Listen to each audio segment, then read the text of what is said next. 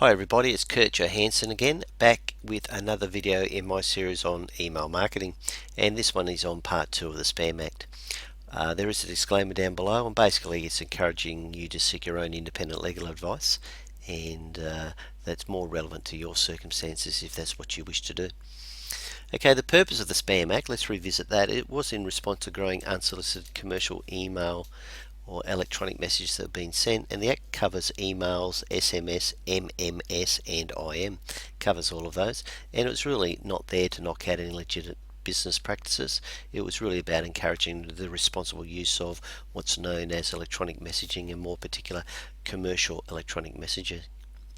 Okay, there are three critical steps to email marketing. I'm going to focus on the email marketing side of the Spam Act, and we talk about consent, identify and unsubscribe, and in this presentation I'll explain what consent actually is. The first important step to consider when you're sending electronic messages is, do you have consent? And with this we talk about two types of consent. One of them is express consent and the other is inferred consent. Express consent, this is where a person has specifically requested messages from you. They may subscribe to a list knowing that you're going to send them messages. They may have ticked a box on a form that you've completed or they've completed that you've handed it to them in your business, or they might have just phoned up and said, yeah, I'm happy to receive material over the phone. So that's what we call express consent, where it's first person to first person. Inferred consent is where a person may not have directly instructed you to send their messages, but that was their clear expectation. The way that this could occur is previous clients. You can go and rekindle old clients. Is one of the great ways I get my clients to do. Go to your databases and find out who's there. You can send them an electronic message.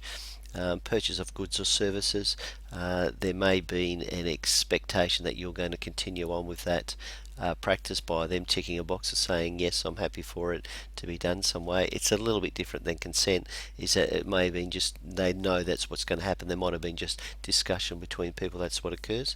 People might have had an online registration for product information, so yep, they would be expected to receive some more.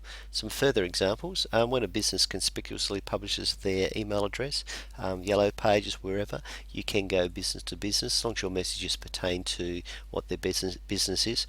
I'm a email guru, business consultant, so what I'm allowed to do is contact businesses about improving their businesses. When a business card has been offered or supplied, you can certainly send people messages about their business. So if they're plumbing, you send them something about plumbing supplies or something along those lines. If you're in the accounting, then it would be wise that you could, or easily done that you could send people information about your practices and services. Okay, where there's an existing relationship, you're allowed to send them messages. This could be by any means. There's a few down there: a professional association member, a contractor, people who have subscribed to receive some information or from advisory service. So one of your accounting practices, you may be talking about, I've got some other things that we particularly do, then you'd be able to send out messages to people along those lines. Okay, be careful if inferred consent.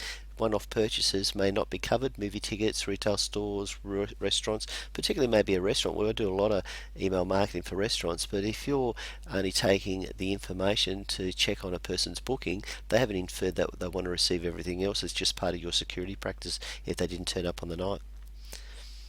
Okay, inferred consent, when you're in doubt, just leave it out. That's the easiest way. Don't be scared about email marketing. It is the most affordable, direct and quickest means to get your message to your customers. Message to market is very good, and guess what? It's an enormous advantage over your competitors because they're not using it.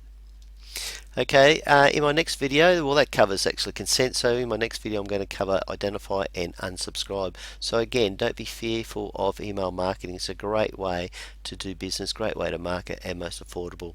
So until next time, when we'll talk about the other two second and third steps in the spam laws. Bye.